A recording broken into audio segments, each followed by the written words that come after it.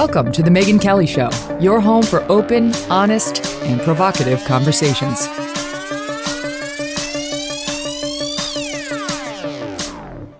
Hey everyone, welcome to The Megyn Kelly Show. I'm Megyn Kelly. Today on the show, Piers Morgan. He is an author. He is a TV presenter. That's what they call them over there across the pond. Co-host of ITV's Good Morning Britain, which is hilarious. He and his co-host have a lot of fun banter. He's a columnist for the Daily Mail and I think editor at large, and he's done basically everything. I mean, he's America's Got Talent co-host, Britain's Got Talent co-host. He used to have a show on CNN. You know who the guy is. The way I know him is as a provocateur and a truth teller. And it's not that I agree with him on everything, but I agree with him on enough that I admire his unafraid nature and approach to news and information. I think that's how you're going to feel too. We'll get to him in 1 second. But first, don't you love doing business with veterans? If I find out that a company is owned or operated by a U.S. veteran, I am at least 50% more likely to do business with them. And that is one of the many things I like about the company Pure Talk. Their CEO is a vet who understands what it means to serve his country, to sacrifice. And here's the thing about Pure Talk. So it's smaller and you might not know it as well as you know AT&T, Verizon, or T-Mobile, but it is on the exact same network as one of those big carriers. I guess we're not allowed to tell you which one, but I know which one. In any event, it's amazing. So you're going to get all the same bars and the same service, but for half the price. You could save over $400 a year without having to sacrifice any of your service or any of your coverage. They just don't play the same games as those big carriers who are like, here are 50 million things you don't need for this big, big price, like unlimited data when you don't need that much. Pure Talk will give you unlimited talk, that's good, text, and 2 gigs of data, all for just $20 a month. That is cheap. $20 a month is good, and you get the same coverage as the big networks. And their customer service is here in the US. It's second to none. Take a look at consumer affairs. Pure Talk is number one rated wireless company. So make the switch. It'll be super easy. Best decision you make all day. Get unlimited talk, text, plus 2 gigs of data for just $20 a month. From your cell phone, dial pound 250 and say it with me now, Megyn Kelly. And you will save, I continue to amuse myself, 50% off your first month. That's pound 250 and say, Megyn Kelly. Pure Talk. Simply smarter wireless. And now, Piers.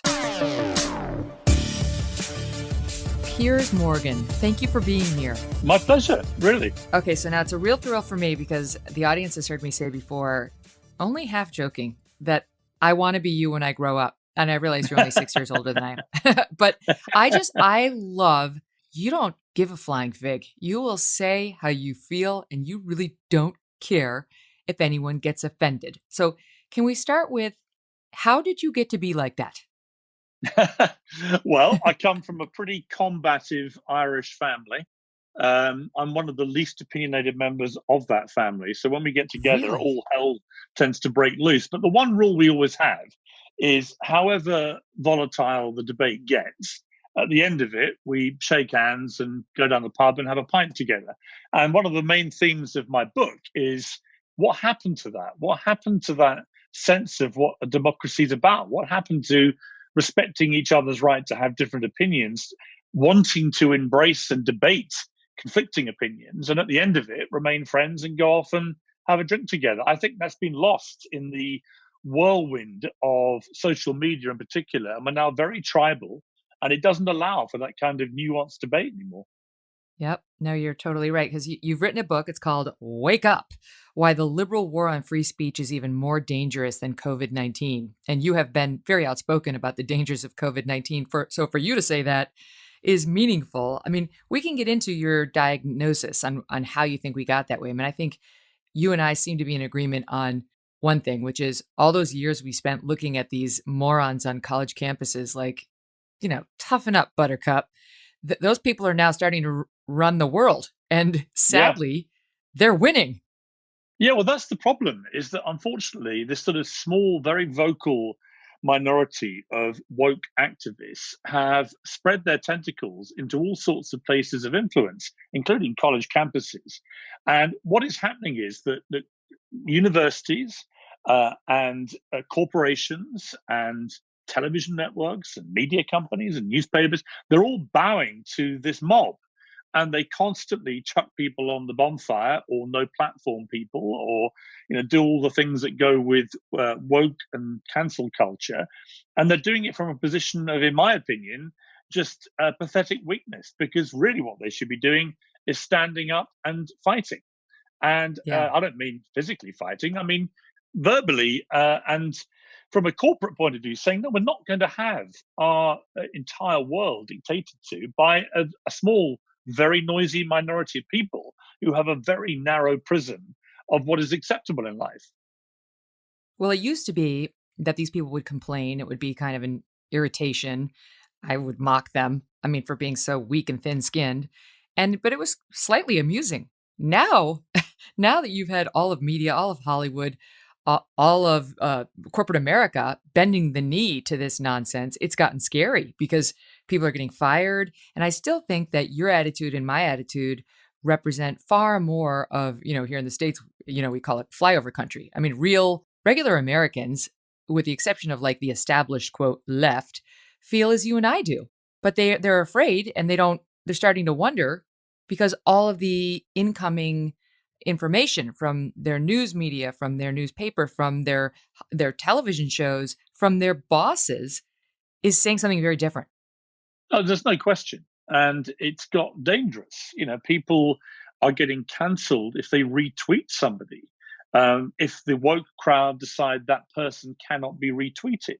The best example of this recently was the J.K. Rowling debate, where J.K. Rowling has raised a big red flag over how far she believes transgender rights are now superseding women's rights. And she's been quite vocal about this. My view is I don't agree with everything she said, but I think a lot of it makes sense, that we should have a very rational debate about transgender rights. And at what point, for example, in women's sport, do we say that there's a new inequality, a new unfairness, if you allow people born to male biological bodies to compete with women born to female biological bodies? It doesn't make you transphobic to think that that's a concern when you see all the women's records being destroyed by people born to physically more powerful, faster, stronger bodies. So these things should be able to be discussed. But when J.K. Rowling tried to discuss them, she didn't just get cancelled in the sense of everyone wanting to get rid of her, but she literally became a hashtag on Twitter. The hashtag was RIP JK Rowling. In other Hmm. words, the woke crowd, who profess to be so kind and caring and tolerant and wanting fairness and equality, actually wanted JK Rowling dead because she wanted to preserve women's rights. And I find that a pretty terrifying escalation in this woke nonsense. And also, Yeah. I asked one question: where do they think this is going to get them? Do they really think they're going to achieve what they want to achieve by destroying everything that most people in America, in Britain, in most democratic countries hold dear, which is the democratic right to freedom of speech, the right to freedom of expression, the right to have an opinion? I mean, I think a lot of them are confused. I've argued with some, including Chris Cuomo on your old network CNN, who once tweeted out that he thought hate speech was banned by the Constitution. Well, hello, it isn't. That one of the great things about living in a free society is you can engage in hate speech, and somebody may not like it, and they're allowed to respond with their argument in response to what they or someone might consider hate speech. But we're at this place now where I think one of the polls showed on college campuses, the vast majority want a constitutional amendment to ban hate speech. They want it to be not covered by the First Amendment, which is so absurd because, of course, the First Amendment is necessary not to protect speech you like, but speech you do not like. No one's trying to shut down speech everyone loves. Well, that's the whole point, isn't it? Is that I follow lots of people on Twitter whose opinions I don't agree with, precisely so I hear something outside of my own kind of echo chamber. And I urge everybody else to do the same. When you only follow people on social media that agree with you start to develop this very tribal, entrenched view of things, which doesn't allow for any nuance or any movement. But it gets really insidious when universities, colleges around America, we're having the same problem in this country. When they decide that even someone like Bill Maher is unacceptable and has to be no platformed, because he's held a shining light to wokery and all things around it. When that starts happening, you really think, well, hang on, who are you going to allow to speak, and Right. what kind of education are kids going to be getting in these universities? What are they going to be taught if they find everything offensive? If they're triggered by everything, and they can't even have a speaker like Bill Maher, who's a liberal, come and talk to them, let alone a bona fide conservative. I don't know where this takes education. I don't know where it takes students. I don't know where it takes democracy, but I do know it's taking it, as I say in the book, into a dangerous place where Yeah. coronavirus has been appalling, but it will be historically pandemics tend to blow out in about 2 years. And then where are we left as a society? Because if we don't wake up, which is the title of my book, if we don't wake up to this problem, I think the attack on free speech over time after all this will end up being far more dangerous than any virus. It's already gotten to the point of absurdity. There was one college professor here who got in trouble for, in one of his books or writings, using the term urban. Somehow urban is now just code for racism. That's you being derogatory toward black people. And there was a push to fire him because he had used that term among other benign terms. And then there was that incident at Medill, which is Northwestern's journalism school, one of the most respected journalism schools in the country, where I think they were protesting because Jeff Sessions, the now fired attorney general here, was booted, and he was going to go speak on campus. And so the students decided he was terrible because of his immigration policies, and he could not speak. This is, keep in mind, a few years ago at Columbia in New York City, they had Ahmadinejad come and speak. Okay, but Jeff Sessions, that's a bridge too far. So everyone was protesting. Long and the short of it is the school newspaper goes out and takes pictures of some of the protesters on campus, writes an article, there were protests. Well, the little snowflakes got all upset because their picture was in the paper. They didn't consent to it. Well, you were on a quad. You were in a public place. You were trying to be heard on an issue that you claim was near and dear to your heart, which is Jeff Sessions and his appearance on your campus. So grow up. And instead of the journalism school and the newspaper turning around to them and saying, grow up, they apologized. They apologized to these little cupcakes, leading to all these alumni, thankfully, at Northwestern to turn around and say, what the hell are you doing? What kind of message is this? But they're being coddled, Piers, at every turn. And sane people are turning around saying, wait, am I the nuts one? Am I the one who, like, what the hell is going on? Well, there's also a rank hypocrisy to all this. And I write about what happened to you in the book, where I watched it from afar here in London with utter horror. You made a perfectly reasonable observation that, if you go back 20, 30 years, then the sort of stuff that went on Halloween was deemed completely acceptable. And you asked the question, what changed? How has this changed? It was a really interesting debate. How any form of Halloween costume now is deemed to be cultural inappropriate, and so on and so on. It's an interesting debate to have. But you got hounded, you got vilified, you got shamed, and you got effectively bounced out of your job for expressing in my view, completely uncontentious opinion. But what was most interesting to me was it surrounded this issue of blackface, and you lost your job despite making a very fulsome apology to anybody who was offended. And yet, what happened then? We then saw the Prime Minister of Canada, one of the most woke liberal people in the world, Justin Trudeau, who it turns out has repeatedly blackened up his own face. I think there were 3 different occasions when it happened And to so him, many which I times he said he detail. couldn't remember the number. And on one occasion, he's nearly 30. He's a teacher. He's 30. He's not a kid. And yet, when it happened to him, uh, he wasn't hounded out of his job. In fact, he got re-elected.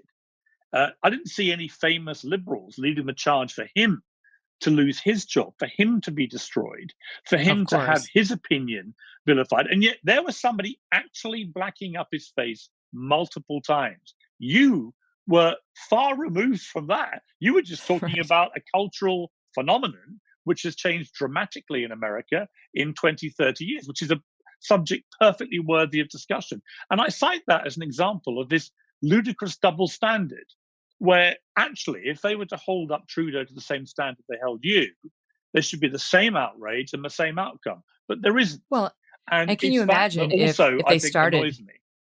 if they started, first of all, I should thank you. I've thanked you privately, but thank you for defending me, because when that whole thing happened, there were very few people actually willing to defend me, which is one of the things that led to my confusion. It was like, wait, I don't understand exactly what I've said that's wrong. I know what I said is true, that 30 years ago, this used to not provoke the same reaction as it does today.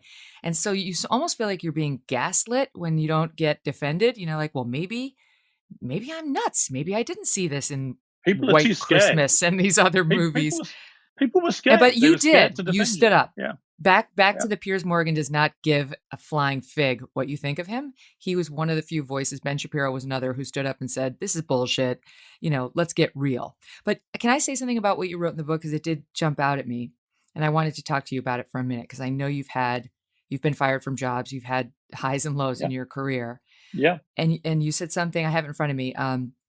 You're pointing out the hypocrisy between the way they treated me and Justin Trudeau, who actually has worn blackface, unlike me.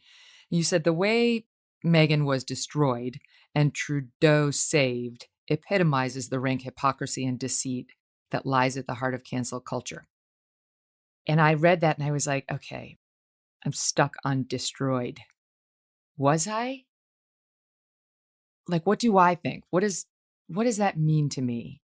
And in the end, I think a phase of my career was indeed destroyed as a result of NBC's reaction to that event. But the more distance between me and the day, and the more I think about it, Piers, I feel like it needed to happen.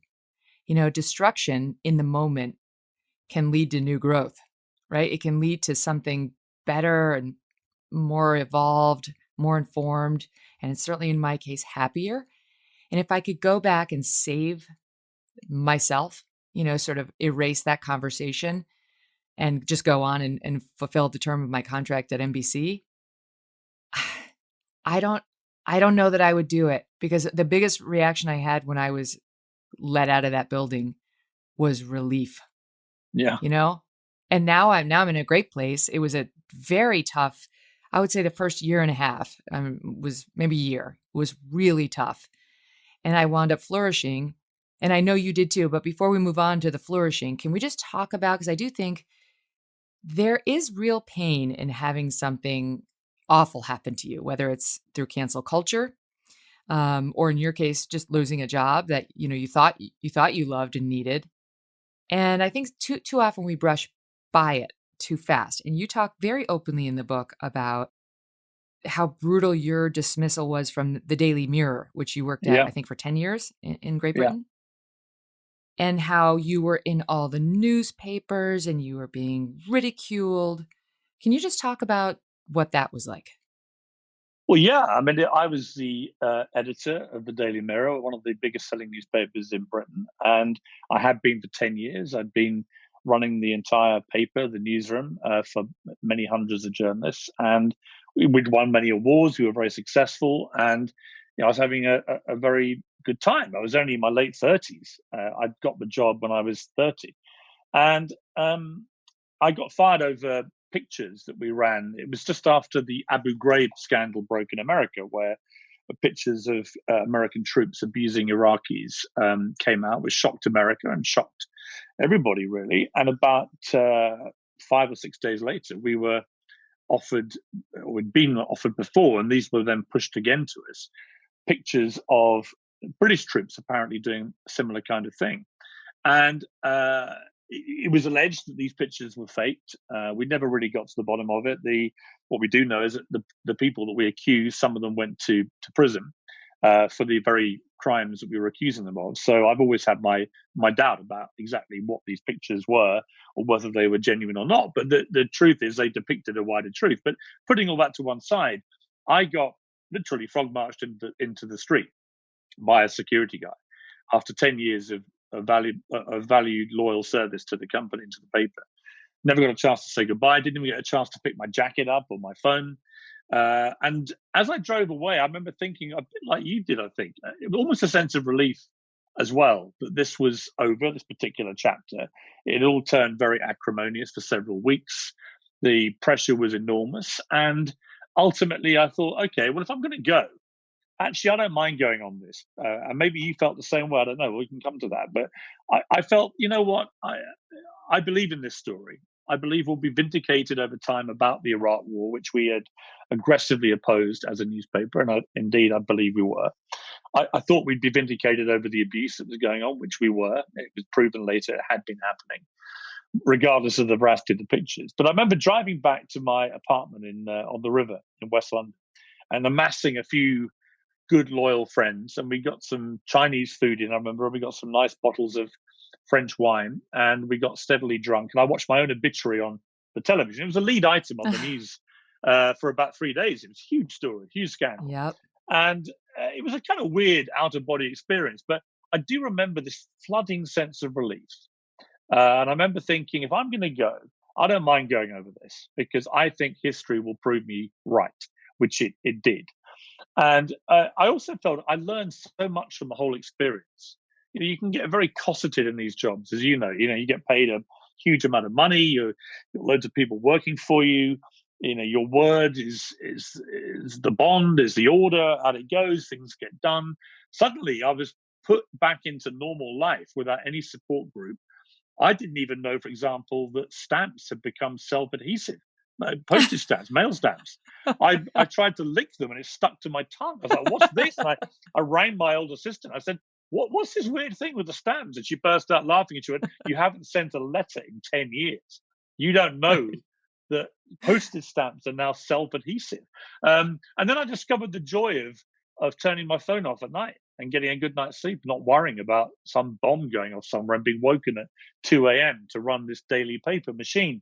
And then the joy of walking to my local supermarket on a Wednesday afternoon and buying a pork pie and then just calmly walking back and eating it. And I got back with friends I hadn't seen for a long time. I spent much more time with family. My kids were young, in particular, spent time with them. And the whole experience became extraordinarily cathartic.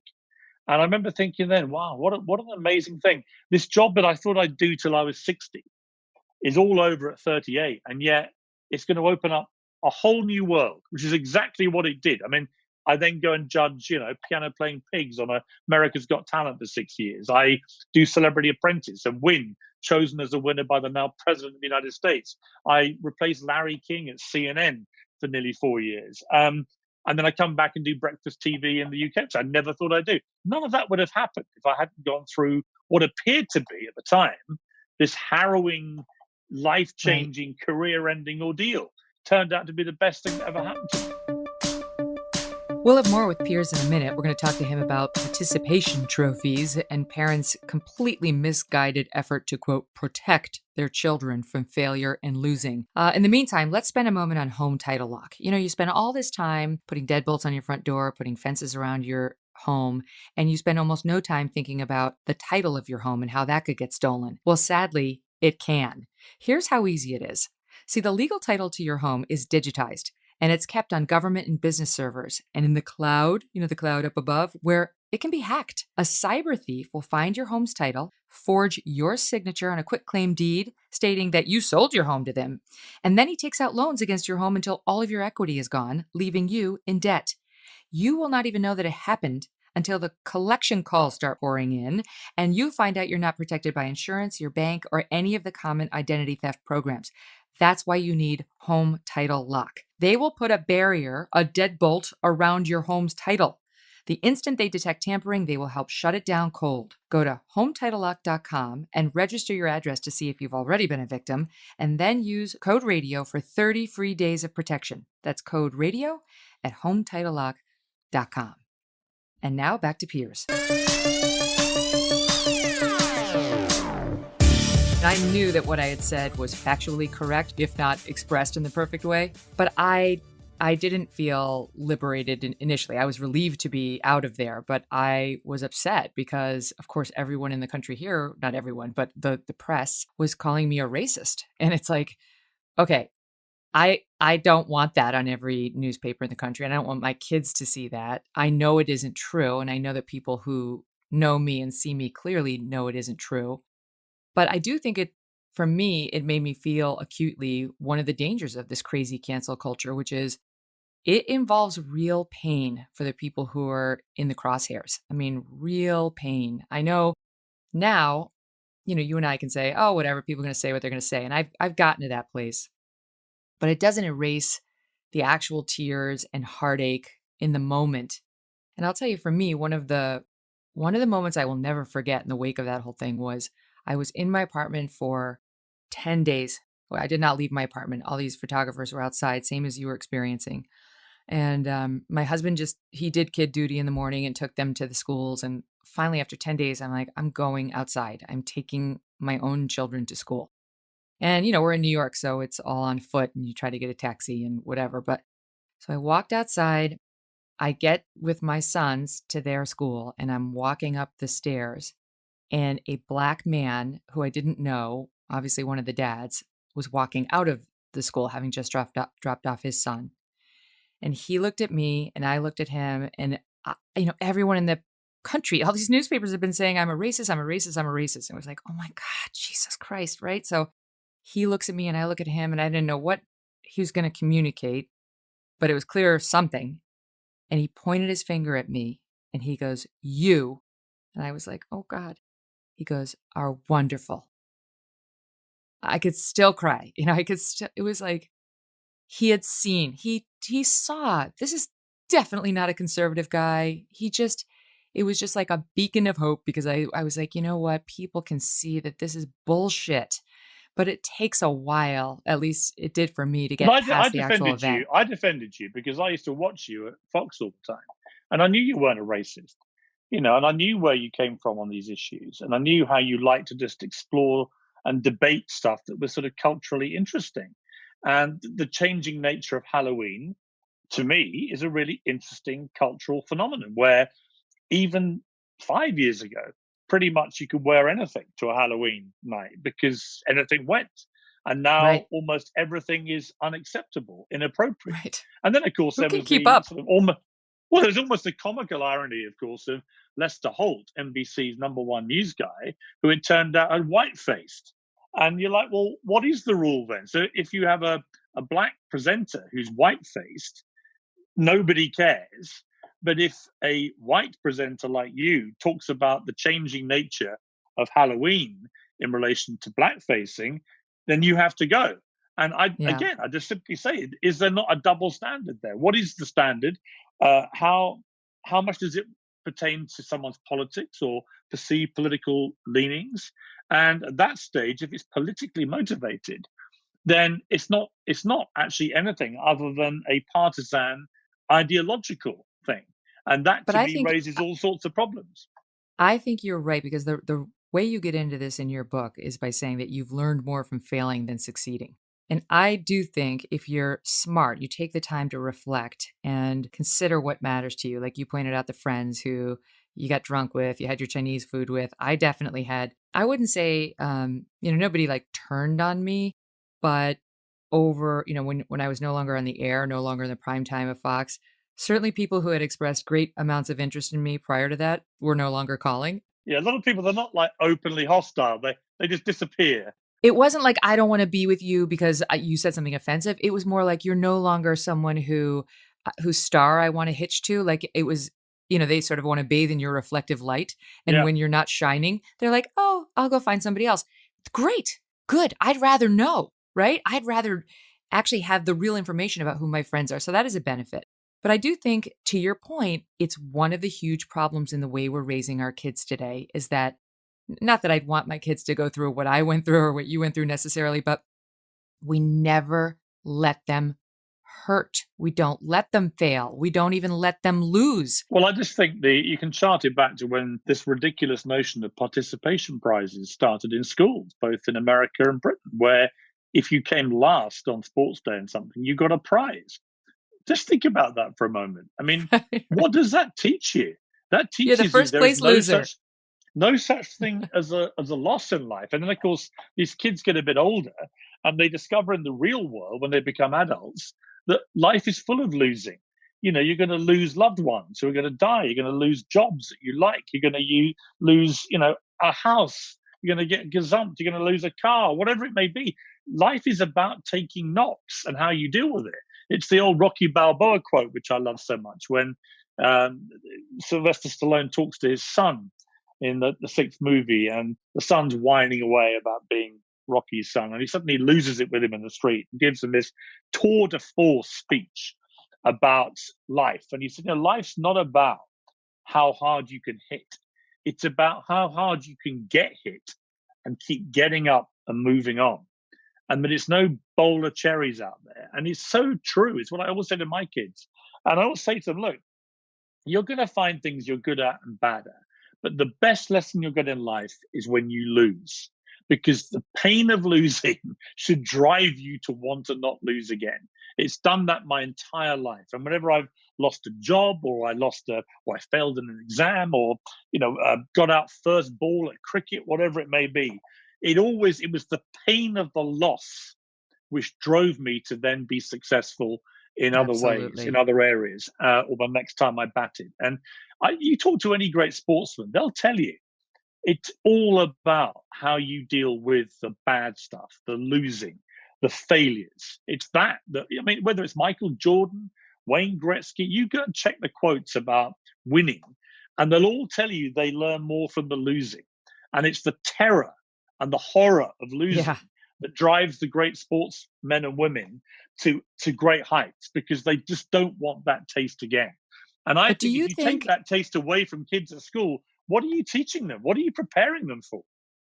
do you think there's an I don't know, there's a contradiction in this this reticence to allow our kids to lose. I don't include myself in this because I definitely do not have that feeling, and I do let them lose, and I throw away their participation trophies, and they understand now not even to bring them home.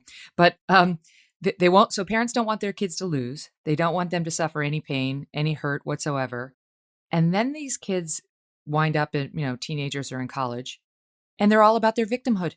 Have you ever seen a culture want to celebrate victimhood so much, whether they are in fact victims or just imaginary victims? I mean, you look online and now you've got these sort of social influencers. I just pulled one quote, and there's somebody out there going, I suffer from PTSD, anxiety, social anxiety, ADHD, depression, eating disorders, bulimia, orthorexia, autoimmune disease, panic attacks. I mean, it goes, okay. I understand we were at a place for a long time where you couldn't say any of that without shame, but man, have we crossed over to the other side. And so how do you go from like no hurt, no pain, no losing to let's celebrate what victims we all are? But it's being driven by celebrities, because they've realized there's lots of money to be made from being professional victims. If they can talk about endless terrible things that have supposedly happened to them, they get huge amounts of sympathy, and that translates into popularity, which translates into media coverage, which translates into dollars. And it's a very cynical pattern that I see, not with everybody. Some of them I know, and they've gone through genuinely harrowing things. But just think about some people in the public eye who just are really, really unfortunate, Megyn. Something bad happens to them all the time. I talk about one in the book, Jamila Jamil, she calls herself a body activist, and she's an actress. But she's had so many things go wrong with her that there was a conspiracy theory, which may or may not be true, that she suffers from Munchausen's by proxy, where she just imagines all this stuff. Because Right. the list of stuff which she's talked Right. about to gain empathy and sympathy is so gigantic, including being attacked by a swarm of bees, where one other witness said there was one bee, and so on. There is a premium now in showing weakness, in showing that you're a victim, in showing that that you've had all these things go wrong. And if you try and go the other way and talk about being strong, mentally strong, you're now part of the problem. You're You now lack not showing empathy. enough. You're not showing enough empathy with the losers of the world, with the weak people. And I'm like, well, why don't we try and work on helping the losers and the weak people become stronger? Why don't we send people into schools to teach mental strength and resilience, rather than wrap the kids in Oh cotton my wool God. No, and no, no. and You're and, so and right. console them about their problems? So can I tell you, I actually had this conversation with the head of my daughter's school, who I love, but she said, you know, she was talking about all the diversity training they're doing. Of course, they're getting diversity training every other day from 50 different places that want to tell them about critical race theory and so on. And I said, you might want to consider at some point talking to them about grit and resilience because it's possible at some point they're going to meet someone who didn't have the training. And she said, well, why don't you teach that? You should come in and teach a class. And I said, I'll do it, but I'm going to do it in an inappropriate Halloween costume. Like, that's the point. Like, to offend, to shock, to unsettle. And then you know what those young women would find? They're fine. It's okay. You can handle it. How do they ever learn those lessons if they just are in their little sheltered, tents, never having to deal with anything difficult until someone has an opposite viewpoint of theirs at college and then suddenly is on academic probation? Yeah, it's a very interesting story. A friend of mine is a guy called Ant Middleton, and he was a special boat squadron troop, which is the special forces, like Navy SEALs in America. So he's one of the most elite guys of his military generation, and very heavily decorated, but been in many wars. And he was telling me a story about he was on holiday somewhere with his kids, and he's got 4 or 5 kids, or 5 kids, I think. And one of them was his young daughter. He'd been teaching them all to swim over the years, and one was very young, like 2 or 3, and he just threw her in the pool and made her try and get to the side. Now, I've done that with all my kids. That's how they all learn to swim. Because apart from anything else, they're pretty buoyant at that age. So you just toss them around and then they work it out. And, it's a bit of tough love, but you're not going to let them drown. You're standing there helping them, but you want them to fend for themselves, to get that feeling of slightly struggling. And then how do they get to the wall? That's how they learn to swim. And he said all these other parents were horrified about what they were witnessing.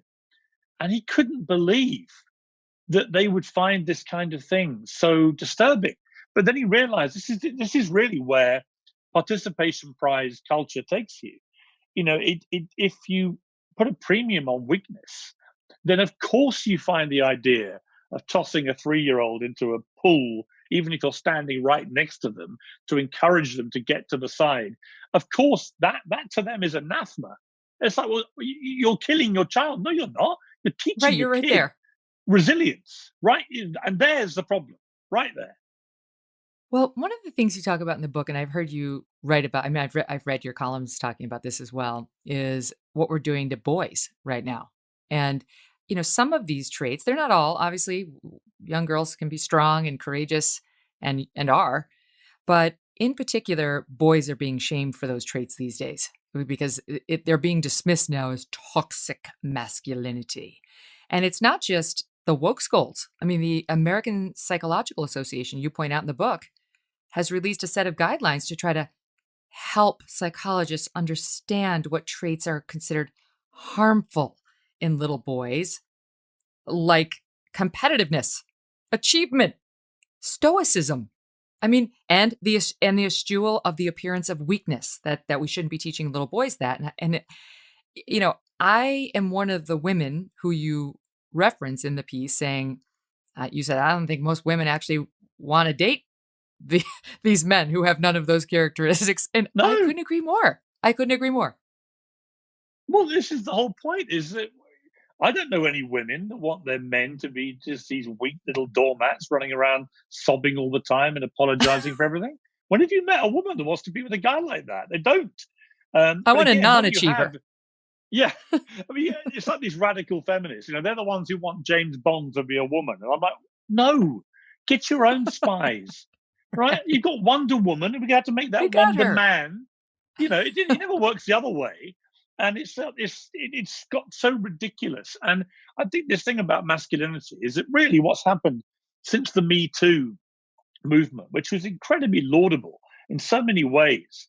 And obviously, I know about your involvement with that, with what happened at Fox and Roger Ailes, and made a movie, which is a powerful movie. But I just think the problem with it that's come out is that it's now been decided by the more radical feminist movement that almost any form of masculinity, in fact, masculinity itself, has become an ugly word, and that all men are basically bad unless they can prove otherwise. This was encapsulated. And I tell this story in the book about Gillette, who suddenly decided to reverse decades of advertising where they made men feel good about masculinity and made them feel good about being good fathers, good husbands, good people, but they were strong and they were masculine and all those things. And they replaced it with the most ghastly woke campaign ever, which began with a whole kind of litany of terrible things involving men. And the premise became, you've got to prove that you're good. We're working from the premise you're a bad person because you're a man. And I've had this conversation with female friends of mine. And I said, I know lots of very good men. I know lots of very bad men. I know lots of men hovering in the middle somewhere. But I also know lots of very good women. I know some absolute horror stories of women. And I know women who are in the middle somewhere. This is called human life. And the idea that suddenly all men have to prove they're not awful because of a very laudable campaign to root out genuinely bad men, I think is a real problem. And the I fact that you completely agree. can't anymore, and of course, the eradication of James Bond played into that, because in many ways, James Bond, to these more radical feminists, he personifies everything that's wrong about men. He's hard drinking, he likes to smoke, he likes to womanize, he's tough, he's ruthless, he kills people. He's about as bad as it gets on the wokeometer. And yet, of course, if you ask most women, do they love James Bond? They love him. Of You course. ask most Well, I men, know, would I you mean, it's want to it's be it's James been Bond? a Yes. these women have co-opted what was, and I don't even know if I want to call it the Me Too movement. I mean, what happened at Fox, and I even think what happened with Harvey, this was about getting rid of somebody who's behaving illegally, who's behaving unlawfully in the workplace setting. It wasn't about condemning manliness and manhood. I remain somebody who stands up for female empowerment, but if you show me a man who is the opposite of all these traits that they now say are bad, who instead of being stoic is always emotional, instead of being competitive has zero drive to compete, instead of having achievement is a lack of achievement, who instead of projecting strength projects weakness is just fine and I love it, who won't take any risks. I mean, I don't want him on top of me. just, Well, I'm you just end up saying, you end up with just everyone becomes Justin Trudeau, a right, man a who man wants who that? literally said to a bunch of students that one of them used the word mankind, and he went, "Well, no, Hmm. no, no, we don't say that here. We say people kind," and they all I cheered. know. In a moment, Piers and I talk about his relationship with Donald Trump, his very strong thoughts about Harry and Meghan, and my daughter Yardley makes a guest star appearance. But first, I want to talk to you about Superbeats soft chews. All of my girlfriends are getting these. They all love them. You know why? Because they want to feel a little bit more energized without having 7 cups of coffee. 1 or 2, good. 7, not so good. If you haven't tried these things, you're missing out. Superbeats soft chews make you feel more energized without the jittery feeling of coffee, and they taste great. They're packaged conveniently. You can throw them in your bag very easily. It's not too big, and just pop 2 in your mouth at some point during the day. You take 2 a day. Superbeats soft chews combine non-GMO beets with a powerful new ingredient called grape seed extract, which has been shown to be 2 times as effective at supporting normal blood pressure as a healthy lifestyle alone. Again, just take 2 to get the blood pressure support you need and the energy you want. Do what I did. Support your heart health with delicious Superbeats chews. You can get your Superbeats chews today at getsuperbeats.com/MK. And when you buy 2 bags, they will throw in the third for free. That's getsuperbeats.com/MK. Okay, now, before we get back to Piers, I want to bring in Steve Krakauer. He is the executive producer of The Megyn Kelly Show, and he is going to help us get to a feature we call Asked and Answered, where we try to answer 1 or 2 listener questions that have been sent in to us via our email, which Steve has. Hey, Steve. Hey, Megyn. Yes, we have been getting a ton of questions at devilmaycaremedia.com. So keep those coming. But actually, we're going to grab a question for Ask and Answer today from our Apple podcast reviews, which have also been great and have been really filling up as well. So here's a 5-star rating from Lindsay Whalen Draska, but she also had a question. She wanted to know about balance and balancing being a working mom as she is. She says, do you have any advice for female career professionals who have strong career goals and also strong motherhood goals? Is there an end in finding the beautiful balance of both? It's a good question, Lindsay. I feel like every working mom asks herself this question. And I would say, look, in my own experience, you can have it all, but not necessarily at the same time. I was rising up my career at Fox, and then I had 3 kids and realized So one day they had become more important to me, right? It's like you're sitting around like, oh, wait, I had them and I love them and I want to see them. And, realize that the balance in my life wasn't good enough. So I think the challenge for working moms is to just keep reassessing. Are things okay? Are they balanced the way you need them? And I think, there's a certain sector of women who unfortunately can't make this choice. They have a job that doesn't pay enough for them to pay their bills. And so they cannot dial back. They if anything, they need to double down. And I think kids can wind up just fine in those circumstances too. In fact, all the studies show they wind up respecting mom a ton when she works like that. So I don't think you ever have to worry about the way they see you or your relationship with them. I think the pain is in not being there for a lot of it, right? And it's a trade-off. It's a trade-off. I mean, we all have to do the responsible thing, pay our bills, support our kids. But if you have the luxury of dialing it back at all and you're having anywhere like those feelings I was having, I recommend it. I have to say, I think the money winds up settling. You wind up finding a way to get forward, and you only see those kids once. You only have them with you and in your house one time. So I would say, maybe if you can lean a little bit more toward the mothering when they're little. And then when they get a little older and they don't want to be with you anymore, which I'm told is going to happen soon when they hit the teenage years, you can rev it up again at work. I think that would be the ideal. But I think one thing to remember as you go through all of this analysis is societies, they tend to shame you no matter what you choose. If you work a lot at the office, then you're a crappy mother. If you're a stay-at-home mother, then you're not ambitious and you suck as a woman. And none of that is true. That's all BS. Right? You make your own choices, do what works for you. And in your own head, you'll figure out what balance makes the most sense for you and your family. And once you've made that decision, go for it and tune out everyone else and know that I'm rooting for you. Good luck, Lindsay. And now back to Piers Morgan. I do have something to take up with you, with which I disagree. What is with the papoose shaming? Okay, now and here in the United States, we call it the baby carrier, like the baby born or Bjorn that you sort of have in the front. It's like the front pack that you stick your little infant in it, and so you walk around and have your arms free. Now, I am 100% against you on this because I have a man who is strong and all those other things, and I never once looked at him and felt not turned on because he had a baby carrier on the front of him. Why are you so against them? I just don't like them. But more to the point, I would say this: the biggest selling poster in history was the Athena man, topless Athena man, clutching a baby without a baby carrier.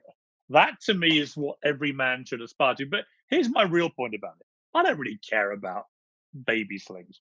What was fascinating to me was I saw, ironically, James Bond, Daniel Craig, was wearing one, carrying his baby through, I think it was JFK Airport. And I did a tweet saying, "Not you two, Bond, for goodness sake," something like that.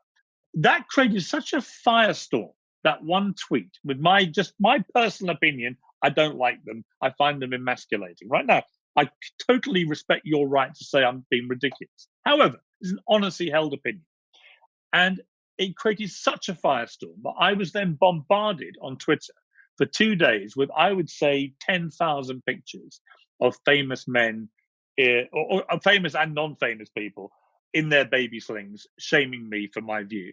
It ended up you're going to as get a pictures of The Rock. 2-minute segment on the NBC Nightly News, one of the most prestigious news bulletins in the world, about my tweet to 007 about a papoose. At which point I'm like, the world has gone completely nuts. But it really played back into the serious point about it was, I want to have the right to have that opinion.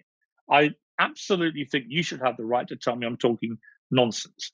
But what people wanted was, they wanted to remove my right to have that opinion. And that was being driven by the liberal wokerati, who had decided it wasn't an opinion that they liked, and therefore I had to be shamed and cancelled, preferably lose my job and never be heard of again, because I just happen to believe that they look a bit emasculating. Now, I asked those liberals, and I'm a liberal myself to a large degree, I asked them, is that liberal behavior? Is cancelling somebody for having an honestly held opinion, even if you don't agree with it, is that actually what a liberal should be about? No, because liberalism is about tolerance and about respecting other people's opinions. You know how their response to that in all instances is, well, of course we want you to express your opinion until you say something that's sexist or transphobic or homophobic or Yeah, racist, which you just did, and that's why you need to be canceled. That's how they get yeah, out of everything, just by saying they're on the of side of course, the angels and everyone else is of the devil. course. But when I watch them, because they came after you on that, they came after you, which is ridiculous. I mean, like I'm just having fun with you, but Yeah, they came after you when you legitimately raised questions about whether we should be teaching children that there are 100 different genders. And yeah, that's my ridiculous. biggest takeaway was, I love your boss because they're Yeah, standing behind you. And my impression from over here in New York is, I could be wrong, but I feel like Britain's gone even farther left, even more woke, if that's it's possible, definitely than the going that United way. States has. And Yeah, so, yeah, definitely. Yeah. how is your boss being so strong? Like, how are they not Well, bowing to the we had a mob? moment on air when the BBC, which is the it's a publicly funded network, so it's the main British broadcasting corporation, but it's funded by the British taxpayer. We all have to pay a license fee of about $200 each, and for that we get the right to watch BBC. So we fund it, public money. And one of their departments produced an educational video for kids of about 9 and 10 years old, in which they said there were 100 plus genders. Now, the official medical bodies in this country only recognize 6 genders. Oh God. Some might say there are a lot less than that. Others would say there's a few more. Whatever. I don't think the BBC should be telling young kids there are 100 plus genders, because what that really means is that gender becomes limitless and can be anything that anybody plucks out of the sky. In fact, Well, in that's one what they case, want. quite literally, where there's an official social media approved gender called astral gender, which is an affinity with the stars in the galaxy. So I've I heard about decided to that. test this theory, and I had a guy on who signed a petition to have me cancelled and fired. And I said, look, you believe in limitless gender. He said, I do. You should respect. I said, okay, so you want to respect anyone's right to have any gender and identify as any way they like. Yes. Okay. In that case, I identify right now as a two-spirit penguin. And there was a long pause, and he went, that's disgusting. I went, so what you mean is it's limitless right to the moment. I said, by the way, I feel a genuine affinity with penguins. We both wobble a bit when we walk. We're carrying a bit of extra poundage. We both love eating fish. We like to run around with our mates in packs. I said, I genuinely feel quite penguin like. But what you're really telling me is it's limitless right to the point I say something you don't like. Then it's an outrage, and then I have to be fired. I said, do you see the problem here? He didn't see the problem. And they never see the problem, which is if you take the arguments to their logical extension, actually, they don't believe in freedom or freedom of expression or freedom of opinion. They only believe in what they decide people should be doing or thinking or acting or behaving or drinking or eating or what clothes they should wear. And it's that ridiculous double standard again, which drives the theme of the book, which is if you genuinely believe this stuff, then you've got to accept that other people are allowed to also do what they want to do. But you don't. You don't think that at Well, all. In fact, you think the as you complete know, opposite. we get lectured not only from people like that, but the media is complicit. I mean, it's the celebrities are complicit. And one of the reasons I am obsessed with the Piers Morgan columns on the Daily Mail is the stuff you write about Meghan and Harry. And Right. I feel like you and I have gone through a similar transition on them. I, like you, thought it was amazing when they were first getting married. I thought this is great for the British royal family. They seem very much in love. I don't know. I like the way they look at each other. And when I actually went over to London and covered the royal wedding, and everyone loved her. Everyone Yeah. embraced her in Great Britain. Yeah. They couldn't have been happier. And then those two got very woke and started leaking stories about what a victim she was and how we should all feel sorry for her because of the mean press. Meanwhile, if even from over here, watching the British press over the decades, they're very mean. Like, if you're going to be part of the royal family, you're going to get it. Yeah. And saying it was racist. And now they're lecturing us about white privilege. I mean, Prince Harry is lecturing the rest of us about white privilege. I know. And It's I'm ridiculous. like, and peace out. And we're done. So what is it for, like, what did it for you that turned you on them? I knew Meghan Markle quite well before she met Harry for about 18 months. I'd followed a few of the stars of Suits because I liked the show on Twitter, and she replied immediately, direct messaged me saying, "Oh, I'm such a fan. Thank you for following me." Anyway, she and a guy who called Rick Hoffman, who plays Lewis Litt in the show, for 18 months, we had a good laugh together, just swapping funny stories and messages. And she would email me early episodes of the show.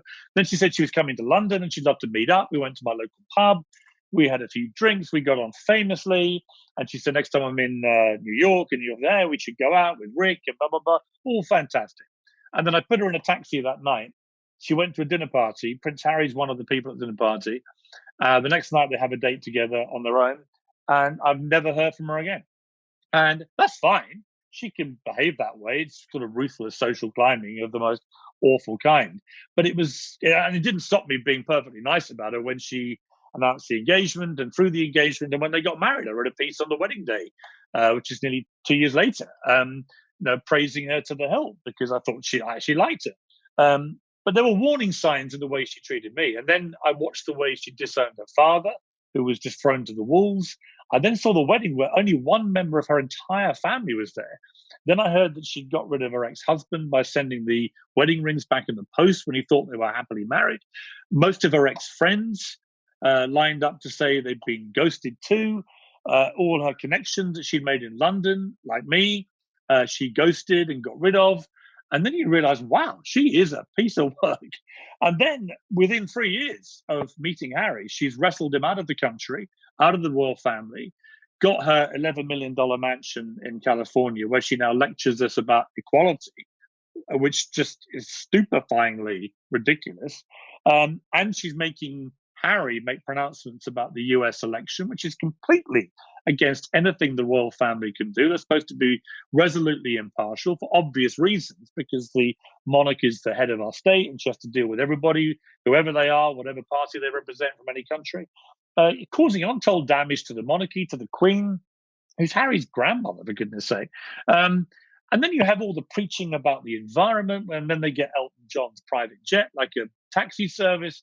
They preach about privacy for their son. They then call their new charitable foundation after him and put him into videos where this little kid is being used as a media tool by them, and so on and so on and so on. Littered with hypocrisy, sort of vaguely ludicrous, damaging to the monarchy. And yet there they are, the king and queen of woke, signing a $150 million deal with Netflix to make woke documentaries. And I simply say to them, if you genuinely want freedom and you genuinely want independence, why are you using the titles Duke and Duchess of Sussex given to you by the Queen to do these deals? And how much do you think Netflix would pay you if you weren't the Duke and Duchess of Sussex? The answer is the square root of all. And I think it's, again, a ridiculous situation with two people who want their royal cake and eat it. So I think they've exposed themselves. She certainly as very duplicitous and a terrible hypocrite. And then playing the victim card every time they get called out for their hypocrisy by saying it's all about racism or sexism or misogyny. I've had all that. When actually it's much simpler. They just want to avoid any sense of royal duty. They don't want to do the wet Wednesdays at the flower shows and the charitable organizations in the north of England on a rainy, cold winter night. They want to be in California on their videos telling us all about equality. It is Well, that's right. ridiculous. If it were about her color, her race, if it were about her gender, they just don't like women, then they would have hated her from the beginning. They would have just said, or her being an American, all that, then they would have hated her from the beginning. And they didn't. I mean, I was there. I saw firsthand how they loved her. For me, it was ironic because everyone was praising her as such a feminist. And I'm like, okay, I get that there's like the video of her when she's young and she's standing up for equal rights. But like, personally, I don't see a ton feminist about, it's fine. You fall in love with somebody who's part of the royal family. You got to make some sacrifices. But like, she gave up her country, her citizenship, her religion, her career, her job, all of it. And this is an opportunity for me to play you a funny clip, because right before I went over to cover the royal wedding, I was trying to talk to my then 6-year-old daughter about what was happening. It's an American woman. She's going to marry this prince, blah, blah, blah. And, all the young children's lore writes about how that's your goal in life, Cinderella. And my daughter, to the surprise of no one, had a very different outlook on it. And I don't ever show clips or pictures of my kids, but I thought this is a good opportunity since we're audio only, just to play you a very short clip of my daughter Yardley, then 6, reacting in advance of the royal wedding. Here it is. Why would someone want to live in a royal family? They boss you around. It's like you go to a whole different country and they have to boss you around. Like you have to eat with your left hand. You have no choice. You have to. And I don't think that's fair. Because they've planned out your whole life for you. Right. And you already have your life perfectly in New York City. That's true. And then you go to England, and surprisingly, you don't like your life because someone else makes your choices. And it's not fair. She saw it coming. She's gonna be a TV star, that one. But secondly, of course, that's a very interesting observation from afar. But what you need to explain is, in return for giving up your life, you get to live in palaces with servants, and you get to be one of the biggest stars on planet Earth. You get to fly around in private planes. You get to go to all the premieres. Everybody sucks up to you. It's like you don't pay for anything. You get your house paid for by the British taxpayer for millions of dollars, and so on and so on. In other words, you're basically buying up to a deal. And the idea Meghan Markle had no idea what she was getting into is fanciful nonsense. She knew exactly what she was getting into. And I think her game plan all along was to eventually go back to California as a royal, keep the title, milk it for all it's worth, as she's doing now. And I think the idea that she was the victim of this terrible racism from the British media and the terrible monarchy and the terrible royal family, I think it's a load of fanciful nonsense. Yeah, I mean, the press wrote a lot of bad things about Diana back in the day, and it had nothing to do with race. If you connect with the royal family and have any sort of a skirmish with them, things start to go downhill fast. Yeah. To me, the moment was when she gave that interview to Tom Bradby, right? Is that with ITV? Yeah, and he asked how she was, and her response was, thank you for asking, because not that many people have asked if I'm okay. And by the way, Megyn, where had she been that week? She'd been in South Africa, and she'd been around some of the poorest, most vulnerable and abused people in the world, right, hearing their harrowing stories. And rather than, and it had, by the way, a brilliantly positive press all week in this country as a result. And then right at the end, when there should have been all these big wrap-up pieces about what a triumphant royal tour, she releases this thing in which she makes it all about herself and all about, is she okay? Is she, multimillionaire Princess Megyn, okay, as she stands next to a shanty town in South Africa full of some of the poorest people in the world? I mean, it was breathtaking for its tone deafness. This is why I love Piers Morgan. I mean, you put it in such great terms. But over here, I'm just like, shut up. You married a prince and you live in a castle. Nobody feels sorry for you. Move on. All right. Okay. Now, speaking of a prince in a castle, let's talk about Donald Trump. Yeah. The two of you just made news on Donald Trump because you had a conversation with him on Saturday, just a couple of hours, like a couple of days ago. And I thought, détente, because he clearly likes you. You've said you like him, even though you're a liberal, you like the guy. You won Celebrity Apprentice. You called him a friend. But then, and you were one of the only people he follows on Twitter, and he only follows like 50 people. And then you called his COVID policy batshit crazy, and he got mad. Yeah. He unfollowed you. But yeah. I feel like, has there been a thaw? He called you? What happened? Yes, it was interesting because I actually, the headline on that piece, or the intro to that piece, was "Shut the F up, Mr. President. Your batshit crazy ideas about coronavirus will get Americans killed." And so he unfollowed me overnight. And I didn't hear from him again. And then I got a call. I appeared on Fox and Friends, actually, on Friday morning. And I directly talked to the president. I looked down the camera and I said, if the president's watching, and he probably is, I said, he really needs to refollow me again on Twitter because he might, get some advice which will help him retain the White House. Anyway, you are shameless. You're shameless. He called me. It worked. My strategy worked. And I got a call from the White House saying, I'm going to put you through to the president. Are you free? I went, yeah. And I thought, well, he's either going to give me full barrels because I've been really whacking him all year about his, in my opinion, his woeful handling of the pandemic. And instead, he was from the front, he was very cordial. We had a in the end, a 25-minute conversation. And it was just before he went to vote in Florida. He literally ended the conversation with saying, I've got to go and vote, which felt like part of history. But we had a very good conversation. And, he knew I'd been hammering him, but he took on board why I'd done that. And I gave him some advice, top of which was I felt that what the country really needs right now is a leader that shows empathy about the fact that they're losing so many loved ones to this killer virus, and they're losing their livelihoods and their jobs, and they're worried about feeding their kids. And I said, you've got to show more empathy. It doesn't matter who the leader is. It doesn't matter what party you are. You must show more empathy. And I don't know if he has that in him, although I always tell people, one of the reasons I've stayed friendly with Donald Trump is when I left America and left CNN and came back to the UK, I can count on one hand the number of high-profile Americans who ever bothered to contact me again. Donald Trump regularly contacted me after that for no personal gain whatsoever. I was unemployed for a large part of that time, just to check in, see how I was. Could he help in any way? Could he put any calls in? I take people as I find them. He's always been very loyal to me. And funny enough, even after I've been beating him up all year, he said to me, I just wanted to call you because, we've always got on well, and, it's a shame we don't want to fall out. And I totally agree. I think you should be able to divorce your personal friendship with people from their politics. And some people will find that impossible. But I think that's part of the problem. I've got lots of friends who are conservatives, lots of friends who are liberals. I've got some woke friends. I've got some family members who make Donald Trump look like a liberal. It wouldn't cross my mind to sever a link with somebody unless they were really extreme in some way.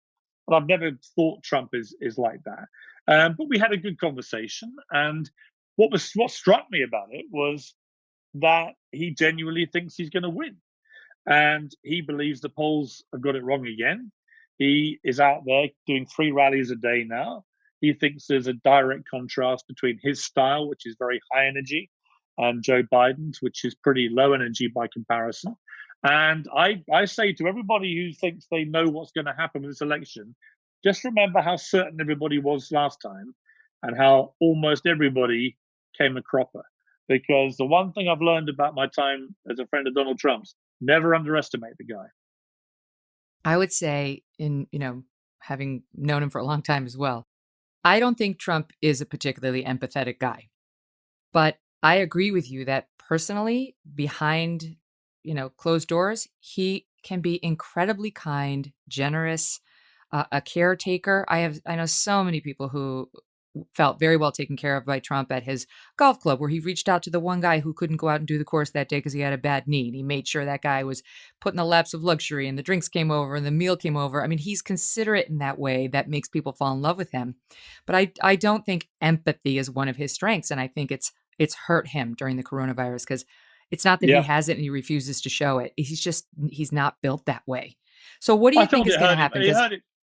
I thought it hurt him after the George Floyd killing and the protests as well, because he wasn't able again to sort of reach out to people in a way that they wanted. It may not have worked, but he could have tried. And I think he too often prefers to take a sledgehammer to these things because he thinks it makes him look tough. When in fact, sometimes the strongest thing you can do is put your metaphorical arm around people if you're a leader and tell them, I hear what's going on. You know how it is, though. It's like he is authentic, and I don't think he's got that in him, and I don't think he wants to pretend. But what do you think is going to happen, Piers? Because I was surprised to read that. I know you're a liberal on a lot of things, but I read that you said you wouldn't vote for Trump if you were voting in this election. Would you vote for Joe Biden?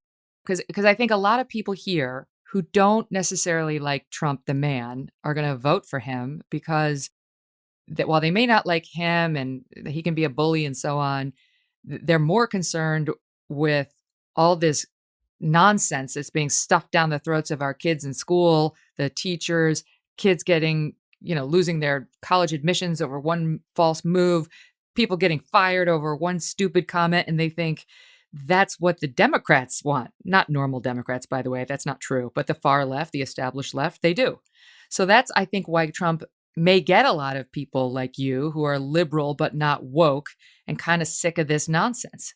Yeah, I've always been careful as a Brit not to say how I would vote in the US election because I find it very annoying when Americans poke their nose like Obama did into our EU referendum and so on. So I think I have to be consistent there.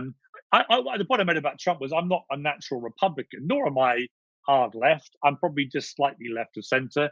That was the newspaper I ran. We were slightly to the liberal, but I'm more of a centrist journalist who likes to be fair-minded about both sides. I've known Joe Biden a bit. I like him personally.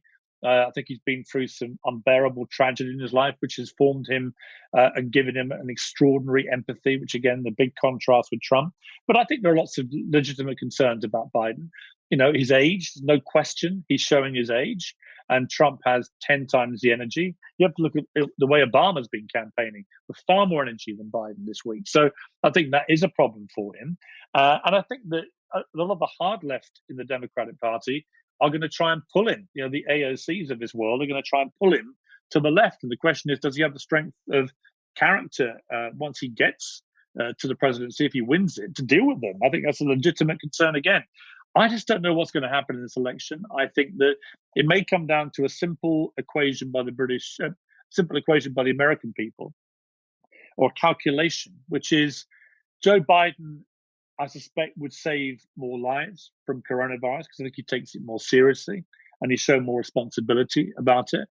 But Donald Trump might be the person you would back to get the American economy back on its feet as America comes out of this pandemic. And that might well be a deciding calculation for many independent voters, where they say, you know what, I don't like Trump necessarily. I don't like his tweets or his rhetoric. I don't like the way he's handled this crisis. I reckon we've lost lives because of it, and that's shameful. However, the US economy, if we don't get it back again to where it was, if it's still tanking in 2 years' time, we're going to have a lot of people dying because of the failed economy. A lot of people will be losing their jobs. There'll be a lot of people taking their own lives, a lot of people dying from other things because they're at home, and all sorts of spin-offs we know from a failing economy. So the US economy is hugely important, and Trump has proven right up to the point of his pandemic that he knows how to run a good economy. So I think there are lots of calculations there which may not come through in polling, but might actually be a defining aspect in this election. Mm-hmm. You've been so generous with your time. Let me just ask you one other question, because there was a time when you were on CNN and I was on Fox and we were up against each other. And then CNN, in a completely dumb move, canceled your show. And now, they're doing well because of Trump, right? All of cable news is doing well because of Trump. But I wonder how you feel about the media, the American media, and CNN in particular these days. Well, CNN's become, I think, as partisan as MSNBC, and I think when they try and pretend they haven't, it's ridiculous. Everyone who watches it knows they have. They've gone all in anti-Trump. Not all the anchors, but certainly most of the primetime anchors make no secret of their disdain for Trump. And you know from the way they, for example, obsessed about Russian collusion for years, and then it ends up to be this huge nothing burger. And yet when we have the Biden laptop emails scandal, they ignore it because they say they don't have hard evidence. Well, it didn't stop them on Russian collusion. So I look at my old employers with a lot of affection. The time I had there, made many friends. But I'm like, wow, this has become partisan as a network as much as MSNBC, as much as Fox for the other side. And they should just be more transparent about it. I'd have more respect for them. And they just say, yeah, we are. We don't like Trump. We don't want him to win. We're in the tank for the Democrats. Be honest. At least if you're honest, people can make their own calculation. But when you basically pretend that you're still completely impartial, but your output is clearly not, that's problematic. Is it true that Brian Stelter canceled you from his show this past weekend? Brian Stelter, he canceled me, having his producer kept begging me to come on for weeks and weeks and weeks about the book. Eventually, I agreed, made time for them. It was scheduled for Sunday, yesterday, it's gone. And the moment I appeared on Fox and Friends and said I thought that the failure of mainstream media to cover the Hunter Biden story properly, and the fact that social media companies like Facebook and Twitter were deliberately suppressing it, I thought was completely alarming and very partisan, and obviously skewed to the Democrats. And at that point, I was uninvited. Suddenly they had a huge booking, which apparently meant I had to be cancelled. And the huge booking turned out to be an executive editor from the Associated Press. Well, Oh, no please. offense to him or her, but that ain't a huge booking. No, that is not an eyeball draw, and they know it. And by the way, if it's not a lie, which it clearly is, then they'll be booking you again. They'll have you on CNN at some point this week or next Sunday, and you'll get the Exactly. chance to say exactly what you want to see. We'll see. Stupid, Yeah, pigs will stupid fly over people. my home first. Listen, it's been a pleasure. I love talking to you, and now hopefully the audience can see, if they weren't already enjoying the Daily Mail and your columns, why I enjoy them so much. It's just like you read it and I feel like, someone who's saying all the things. And even if I don't agree with you all the time, I love the way you say the things and just your unabashed nature. We need more of that, not less. Piers, all the best. Thank you, Megyn. I've enjoyed it very much. Thank you. The book is called Wake Up. Wake Up. It should be called Wake Up America, too. And I highly recommend it. The man speaks sense. Our thanks again to Piers Morgan for that. Very much enjoyed that exchange. Listen, today's episode was brought to you in part by Home Title Lock. Put a barrier around your home to protect yourself from home title theft. Go to HometitleLock.com now to learn more. Later this week, we are going to have a really interesting political roundtable. This will be the last we have, maybe second to last, before the election on Tuesday. Hopefully we'll get one out on Monday. We'll see. But we're going to be joined by, among others, Kim Klacik. Do you know that name? You know her? She is running for, I think it's Elijah Cummings' old seat in Baltimore. And she is the one who gave Joy Behar all that guff on The View that day. Remember about the blackface? And then Sunny Hostin got all in her face. And Kim is strong, man. She is strong. She's like, bring it, ladies, which is always fun to see on The View, isn't it? She'll be here, and we'll have some Democrats as well. My old pal James Rosen from Fox News is going to join us. So don't miss Friday's episode. And listen, thank you all so much for listening. The numbers have been great. The podcast has consistently been in the top of all shows, never mind news commentary, where it's been number 1 or 2 or 3 virtually every day. And that's thanks to you. We really do appreciate it. You can go now, if you haven't already, and subscribe to the show and review the show. And you got to download it too. Subscribe and download. And then review the show with 5 stars, por favor. And ideally, an actual written review too, because I love hearing from you. We've got something like 8,000 plus reviews now, and I have read every single one, and I would love to continue that record. It's super fun hearing your suggestions, what you liked. Some people have offered guest ideas. Anyway, I love it all, and I just love being connected to you. So until the next time. Thanks for listening to The Megyn Kelly Show. No BS, no agenda, and no fear. The Megyn Kelly Show is a Devil May Care media production in collaboration with Red Seat Ventures.